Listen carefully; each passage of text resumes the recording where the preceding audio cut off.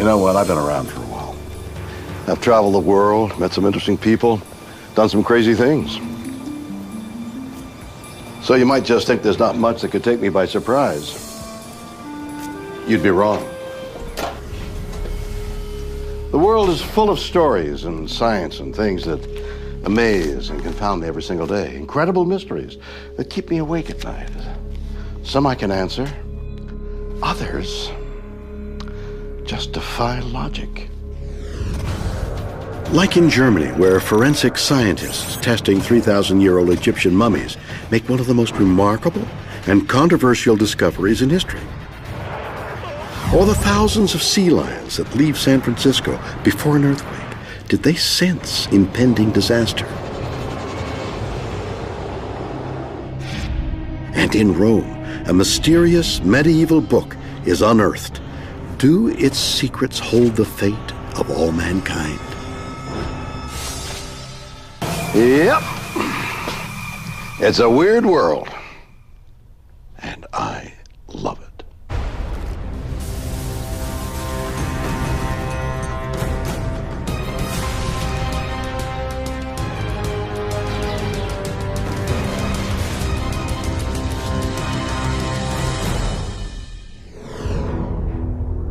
Elementary history tells us that in 1492, the great navigator and explorer Christopher Columbus traveled from Spain to the Bahamas and on to the Americas. We all know that Columbus was the first to bring back artifacts and treasure from the new world of the Americas to the old world of Europe. But is it true? What if the historians are wrong and someone else did all this thousands of years before Senor Colon? This next weird tale suggests just that, and the proof might be found in a guy like this. In 1992, a German forensic team makes an extraordinary discovery. Inside several 3,000-year-old Egyptian mummies, they find what appears to be evidence of a hardcore narcotic not present in Egypt until the late 19th century. Outrageous hoax? Or is the impossible true?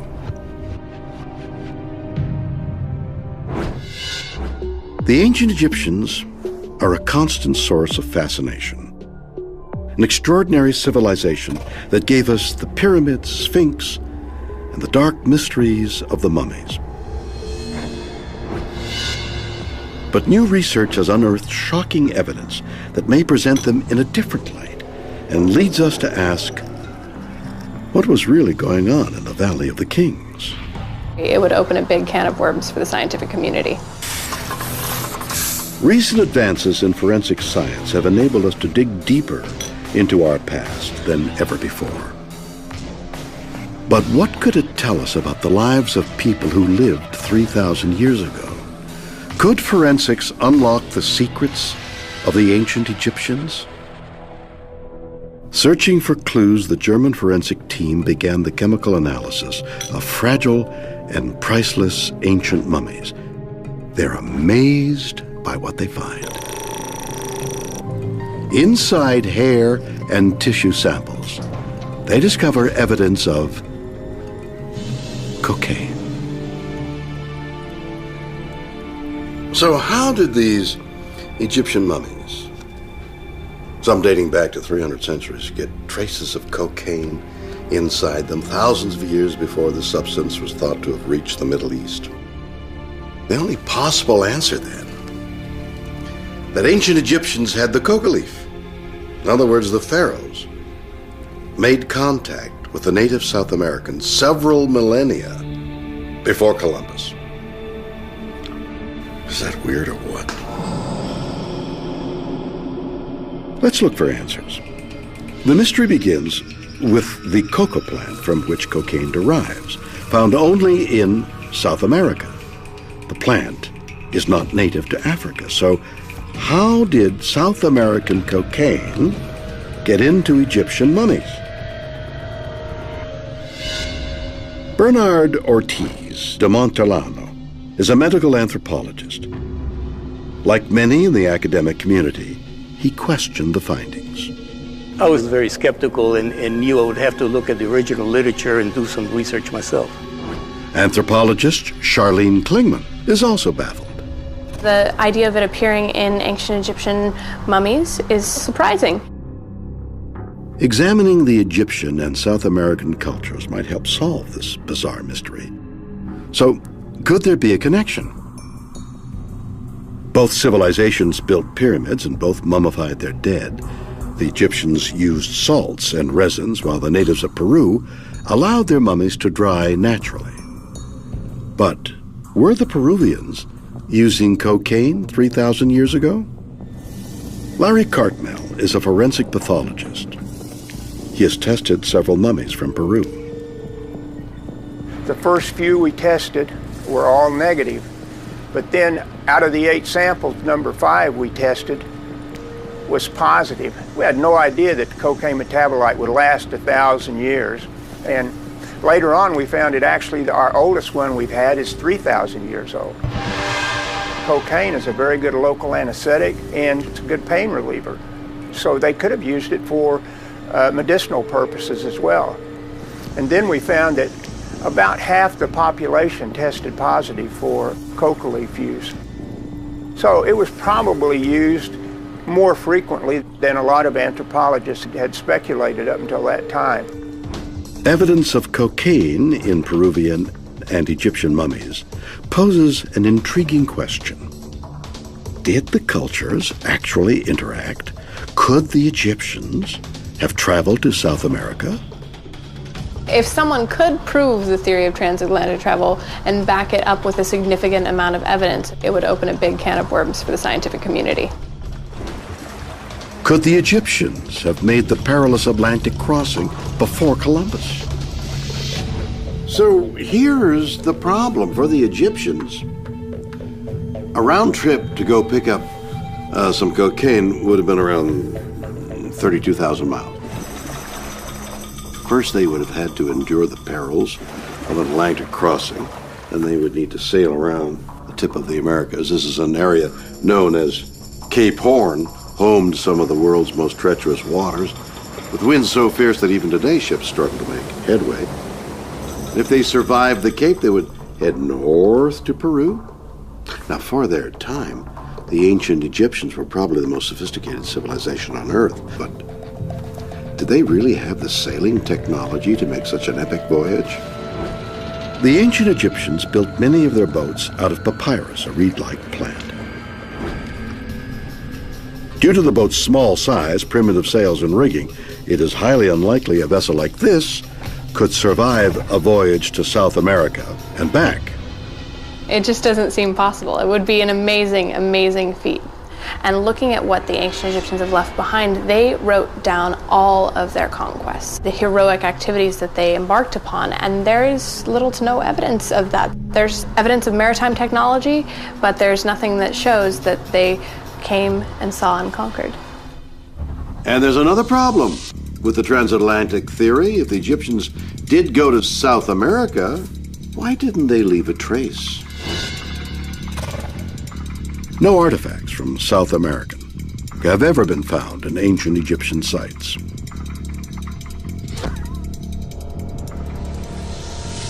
One would think that if they made contact with the South Americans, things like corn or other cultural commodities would have returned with them, and that's just not appearing in the archaeological record.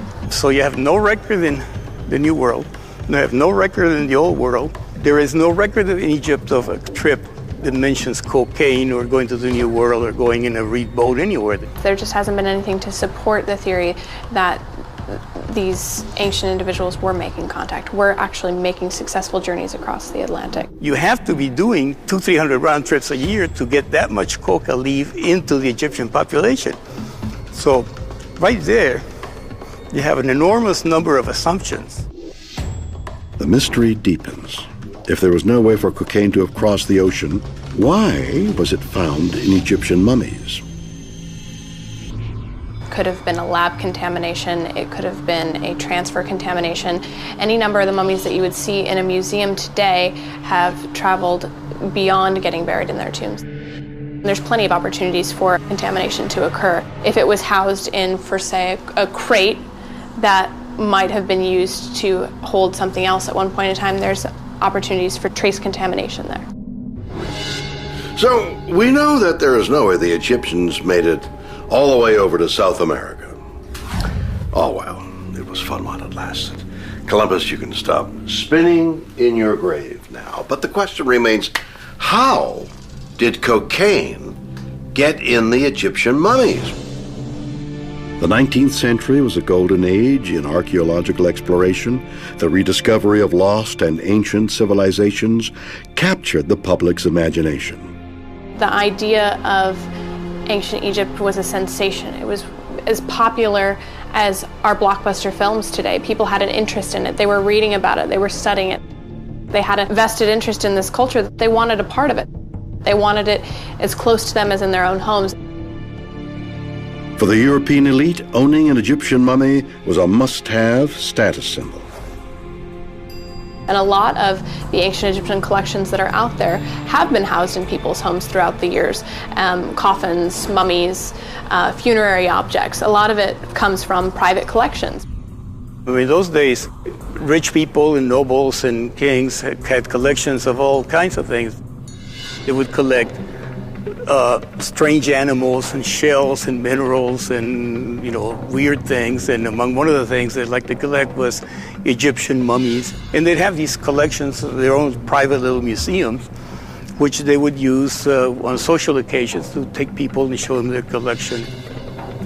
The archaeological methods of the time were very unsophisticated, often allowing modern debris to become trapped next to the mummified remains. By the late part of the 1800s, cocaine was introduced into Europe and commonly used as a medicine. Is it possible these mummies somehow became contaminated during this time? It's a conceivable situation. Conceivable but improbable. The evidence of cocaine found by the forensic team had been ingested into the body through eating or inhalation. These traces then became incorporated into body tissue and hair while alive. Brief contact couldn't produce the same result, plus the team had carefully washed their samples to remove any contaminants. So the mystery lives on. How did these drugs end up inside these ancient bodies? Well, perhaps these mummies weren't from ancient Egypt at all. During the time period when ancient Egyptian mummies were being sold as a commodity, there is an opportunity for scam artists to get on board and create fake mummies in order to turn a profit. So fake mummies were being produced and sold abroad to individuals seeking something glamorous and interesting. What they got might have been something different than what they paid for. And so there's enormous demand for mummies. And as I said, in Egypt, there weren't that many mummies available. And so what you would do is the enterprising people would go out there and get linen, and they wrap up some cadaver. So a fake mummy is one that has been made in the 19th century and then sold as an authentic mummy. And the argument that some people would make is these fake mummies, in fact, were contaminated. But the mummies examined by the researchers aren't fake. They've been certified genuine by the museum where they reside. So, for now, it seems unlikely we will ever know the truth of the cocaine mummies. The researchers have never let anyone else test their samples, and evidence of cocaine in other Egyptian mummies has yet to be found. At the end of the day, the scientific community is left with a lot of open-ended questions. There's a lot of things that have yet to be answered. For now, this is all we've got. Is that weird, or what?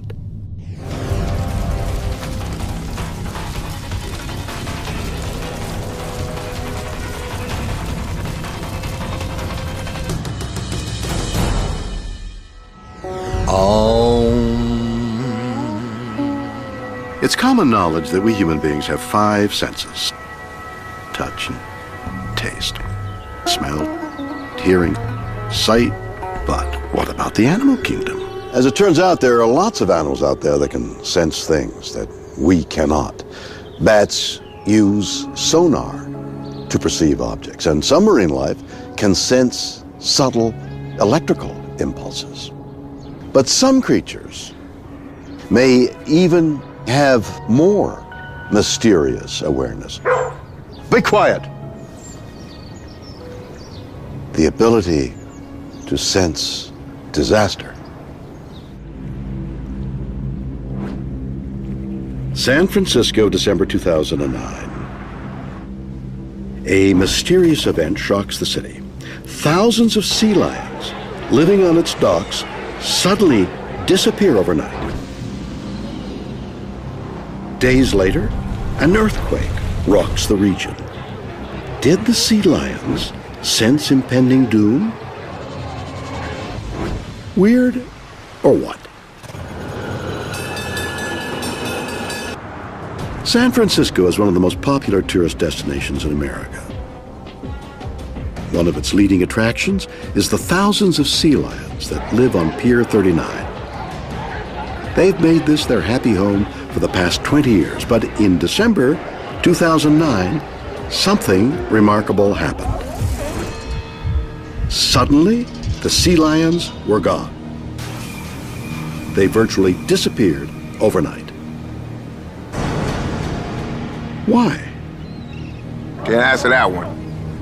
That would be like the ravens leaving the Tower of London. All this dock used to be full of them. We were quite disappointed when we came and just saw sort of 1 or 2 pontoons, you know. We really don't know why the animals left. Jim Oswald runs the Bay Area Marine Mammal Center. He witnessed the sea lion's disappearance. In November, that number went from 927 down to 20. And that really surprised people, especially if you're expecting to see massive numbers of sea lions to only see 20. It's quite a shock. It's highly unusual behavior, but was there a darker side to this mystery? On January 9th, 2010, soon after the sea lions left San Francisco, a 6.5 magnitude earthquake rocked the coast of Northern California near the town of Eureka. The quake left thousands without power and caused damage worth millions of dollars. The U.S. Geological Survey is responsible for monitoring seismic activity, but was unable to predict the earthquake. Is it possible the sea lions sensed it and left? It's an intriguing theory. Jim Birkeland is a geologist and former U.S. Coast Guard advisor. He studied the ability of animals to sense disaster for more than 20 years. I know animals can predict earthquakes. It's clear to me that they left the Bay Area for good reason. And it wasn't because the tourists were failing to feed them or applaud. Jim has found an unusual way to test his theory. So I started keeping track of missing pets. In 1979, after 4 earthquakes rocked California, Jim checked the missing pet ads at the back of local newspapers. He was looking to see if the number of missing animals increased before the tremors. We had record numbers of missing pets just before local quakes. Never had seen more than about 15 missing cat ads, and there were 27. And there were 58 missing dog ads. These were record numbers. Something had to be going on that the animals were alert to. Remarkably, there have been similar reports of this type of animal behavior worldwide. In May 2008, residents of Taizhou, China, witnessed thousands of frogs cross a bridge. A few days later, an earthquake killed more than 60,000 people. Can animals sense something we can't? There are tremendous changes in the electromagnetic field in the area of earthquakes. Some scientists believe increased strain on the Earth's crust near earthquake fault lines produces electromagnetic signals hours before an earthquake strikes.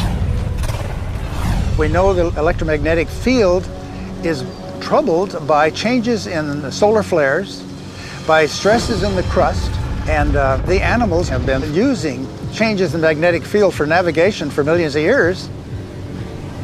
But not everyone is convinced that the sea lions knew of the impending earthquake. Kim Ramsurya is a marine biologist at the Marine Animal Institute at Oregon University. I'm sure that they have the ability to sense things that we don't, but there have been many earthquakes over the past 20 years, and the sea lions have not left San Francisco. I don't think that they left because of an earthquake, no. So, if they didn't leave San Francisco because of an earthquake, why did so many sea lions leave their home so abruptly? Why don't we ask them? Why the sea lions left is still a mystery. But where they went would soon become clear, thanks to a discovery in nearby Oregon.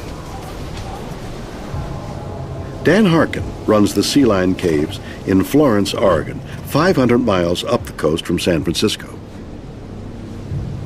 Just 1 week after the mass exodus from San Francisco, Dan noticed that the population of sea lions in Oregon had grown dramatically. Were these the sea lions from Pier 39? The Steller sea lions are the largest of the sea lion family. At this time of year in the winter, we have around 500 Steller sea lions inside the cave. And then just before Thanksgiving, we started getting reports that there were sea lions gathering about a quarter mile up the road here. The numbers were way above anything we'd ever seen.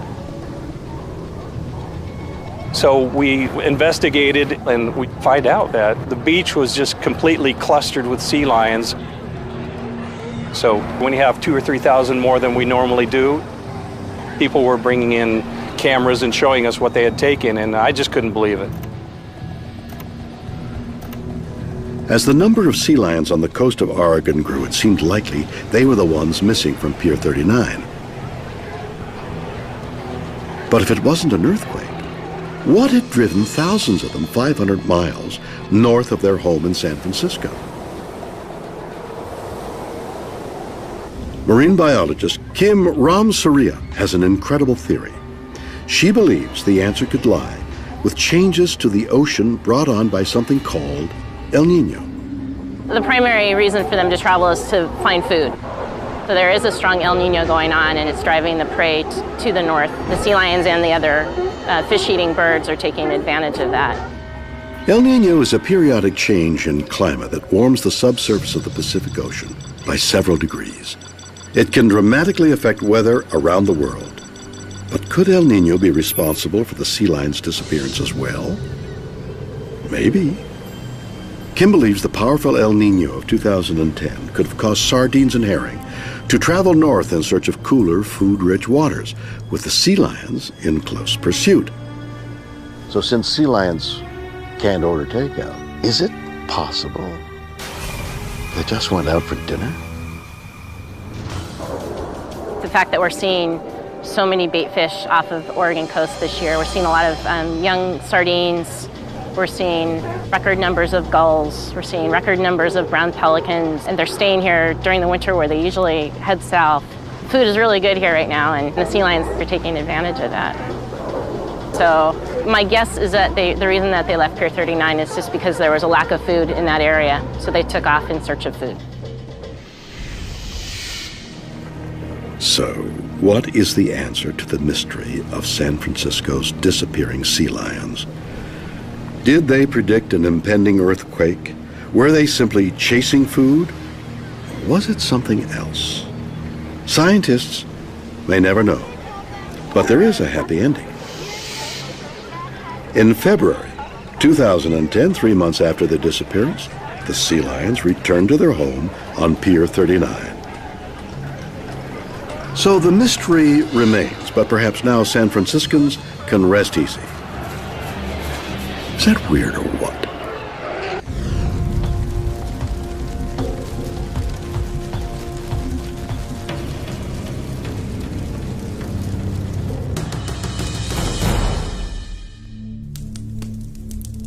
What would you say if I told you that there was a book containing the secrets of the dark arts of alchemy and wizardry, a book that can literally reveal all the mysteries of the universe, a tome that threatens everything our entire civilization is founded upon. You'd say, yeah, right, but I bet you still want to see it. Throughout history, mysterious books and writings have caused panic and controversy. Some believe that in his book, The Prophecies of Nostradamus, predicted the rise of Hitler, the 9/11 attacks, and the end of the world.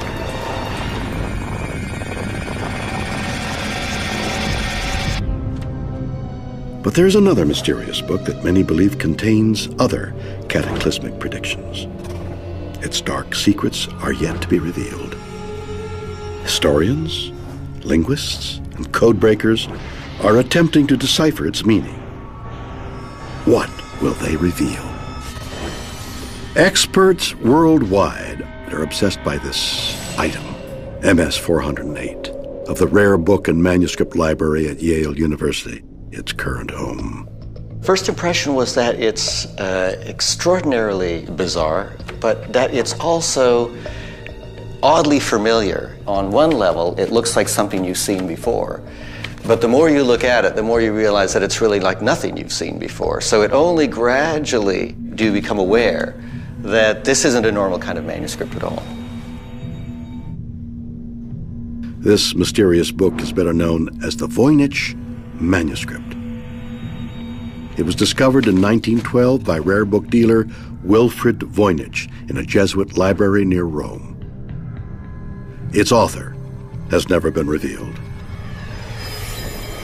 Nearly 100 years later, historians like Professor Nicholas Terpstra are still trying to decipher the manuscript's contents. Unidentifiable plants. Are these the plants from the Garden of Eden? Strange astrological symbols. Is this somehow the astrology of another level of the universe? And most mysterious of all, pages of text that 100 years later still remain undeciphered.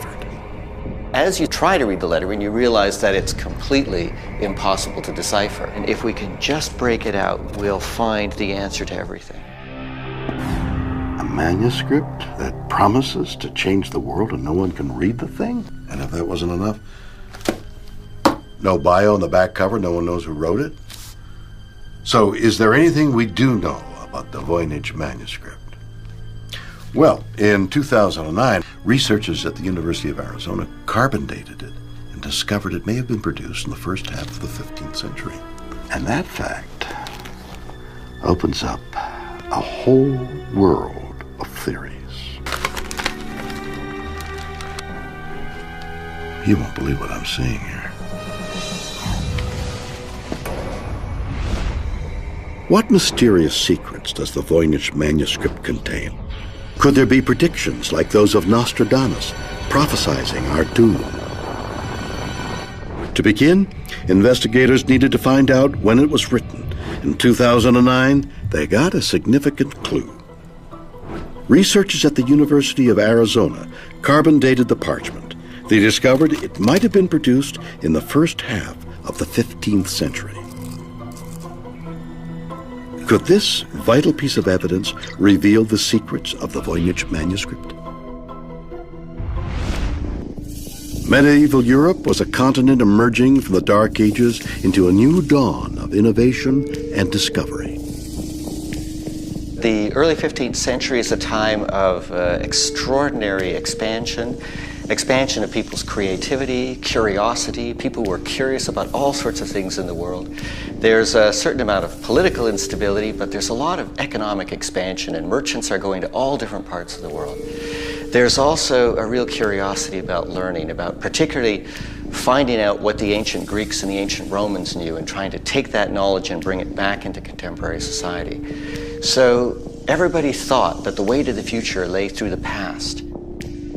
This new era of innovation fueled interest in more controversial beliefs like alchemy and other dark arts. Books were written which contained what many believed were ancient scientific or alchemical techniques. One of the most famous were Giambattista della Porta's Magia Naturalis. Books of secrets were common at the time. The notion was that The only truths that are really important are the truths that aren't immediately apparent. So that true knowledge is secret knowledge. And the way to get secret knowledge was usually by revelation of some kind. So there's a whole tradition that goes back to the Greeks of books of secrets that explain then the secret knowledge of the universe, the secret connections within the universe, and then the way to probe this, to understand it, and normally then to try to work with it. So the whole idea of a book of secrets is that it's like a technical manual for controlling the powers of the universe. But for a time, these ancient truths were heresy. To avoid persecution, many authors would find ways to disguise sensitive information in their writings. So it tended to be the kind of things they wanted to hide for political purposes. One of the most common forms of disguise was to compose in a language few people could read. What you do find, there's a whole range of languages that people are rediscovering. This is the time period, early 15th century, when people are reacquainting themselves with things like Egyptian hieroglyphics and believe that hieroglyphics are the answer to finding out what true Egyptian knowledge was. This is a time when people are trying to find out what Etruscan looked like, ancient Etruscan. This is a time when people will actually invent languages, and 100 years later you'll find somebody who invents a language from, supposedly the language from the ancient biblical times, that was spoken by the angels. There's also a real curiosity about learning, about particularly finding out what the ancient Greeks and the ancient Romans knew and trying to take that knowledge and bring it back into contemporary society. So everybody thought that the way to the future lay through the past. They're looking for ancient knowledge anywhere they can get it. The more ancient, the better. You ever heard of a language called Eoc? Eoc. No. Eoc. See? I thought not. This was a language that was spoken by native Alaskans, and let me emphasize, was. In 2008, the last person who could speak Eoc died. Languages come and go. In fact, of the nearly 7,000 languages around the world today, 500 of them, that's 500 of them, are teetering on the edge of extinction. Is it possible that the Voynich manuscript is the remnant of a forgotten, extinct language? Is the Voynich manuscript a remnant of an ancient language rediscovered by a 15th century scholar? Stephen Chrysomalis is a linguistics expert. Throughout history, there must have been tens of thousands, if not hundreds of thousands of languages spoken, most of which are now long extinct. The Voynich manuscript is fascinating because it's so close to something that we could decipher and we could read. Many of the letters look like letters in the Roman alphabet, and yet, as soon as you get into it, it falls to pieces. Linguists call the text found in the Voynich manuscript Voynichese. If it is indeed a language, its complex designs make Voynichese almost impossible to recognize. While it appears to have some familiar characters, what they mean and how they relate to each other has experts baffled.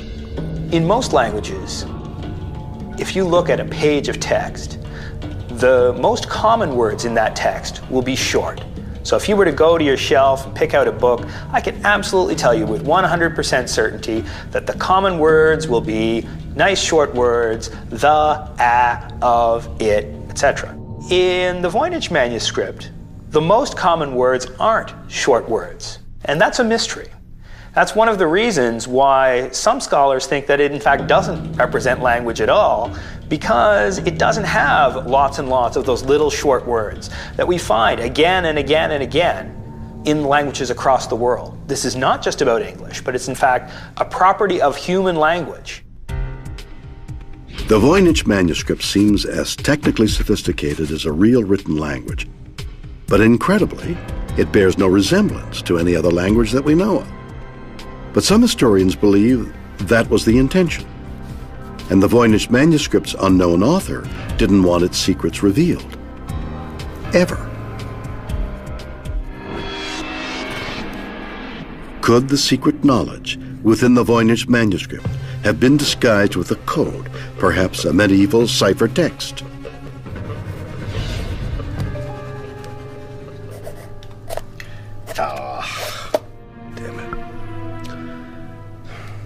know what a cipher is, right?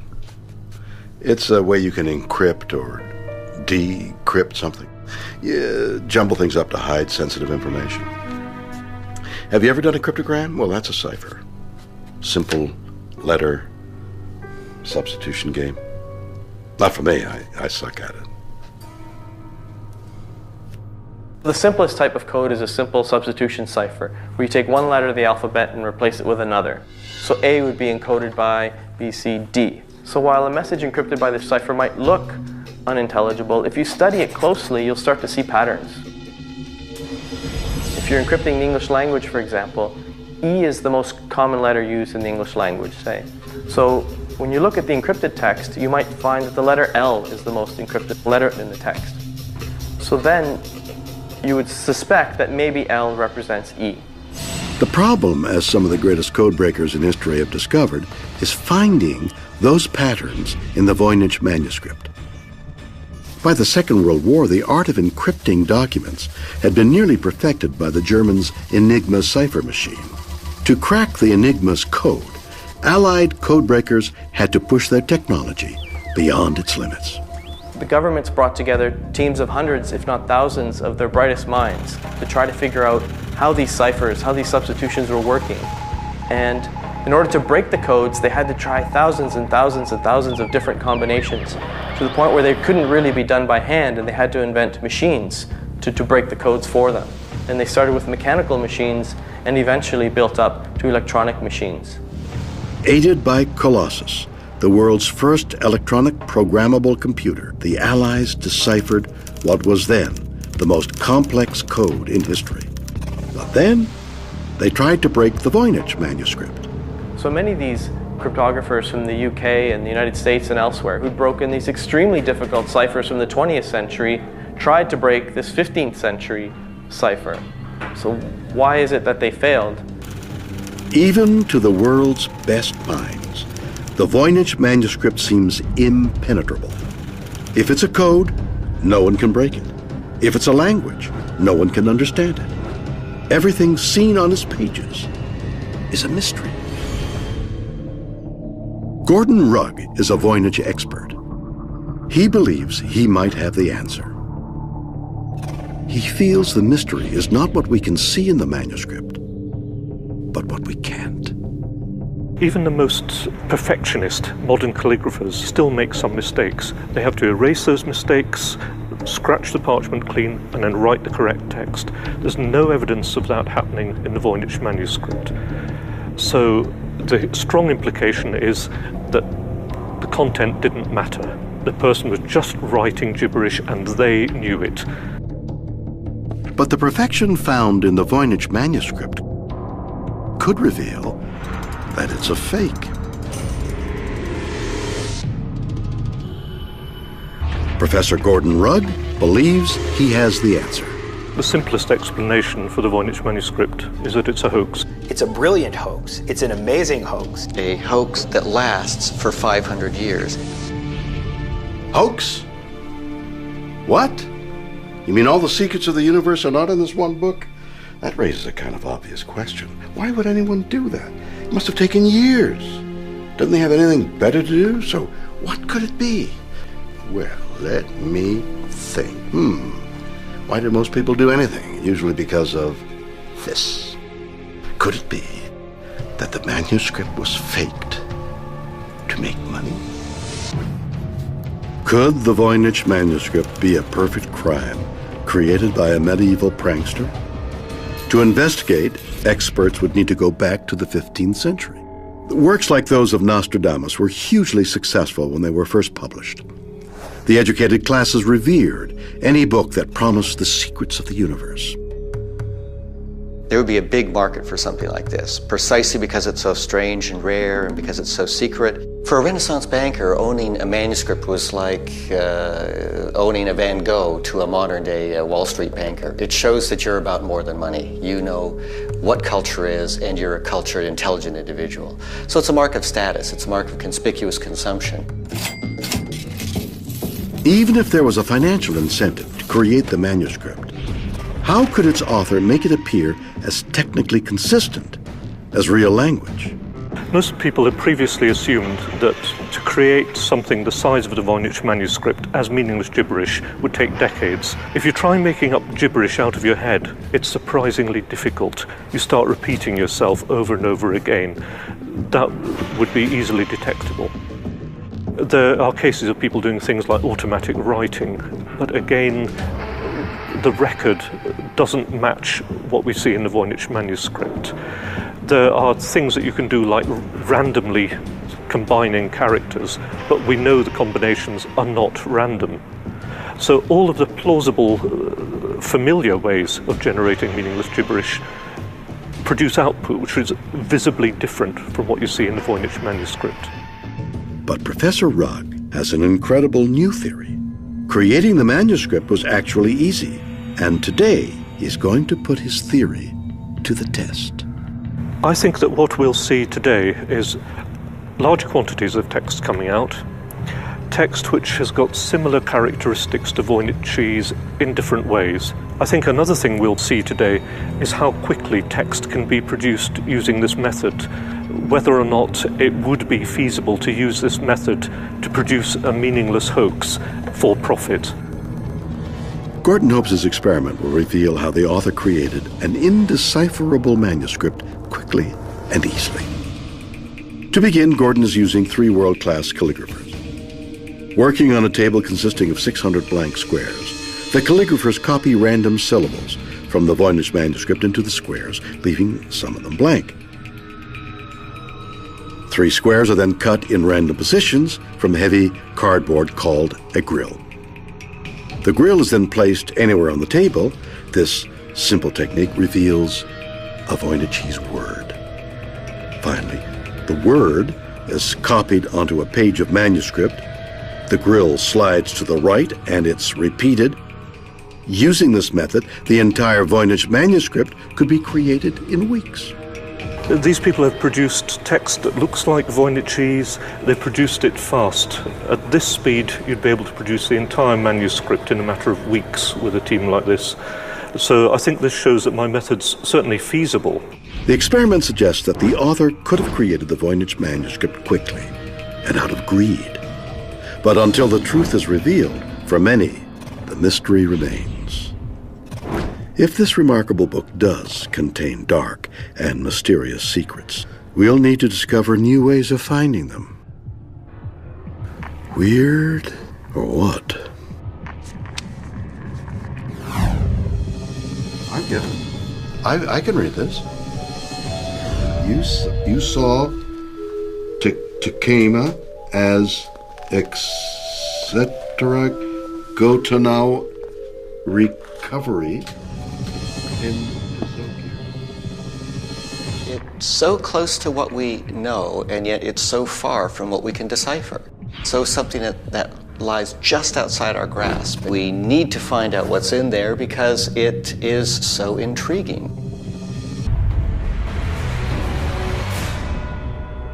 So there we have it. 3 strange and mysterious stories, but each with many plausible theories to explain them. How did traces of cocaine end up on Egyptian mummies up to 3,000 years old? A 19th century scam? Or must history be rewritten? Did the ancient Egyptians travel to South America? Did thousands of sea lions suddenly leave San Francisco simply because they were following their source of food? Or do they have the power to sense earthquakes? And is the Voynich manuscript a meaningless hoax? Is it written in a forgotten tongue? Or does this medieval tome contain dark, coded secrets? You decide. Join me next time for more stories that will undoubtedly be weird or what?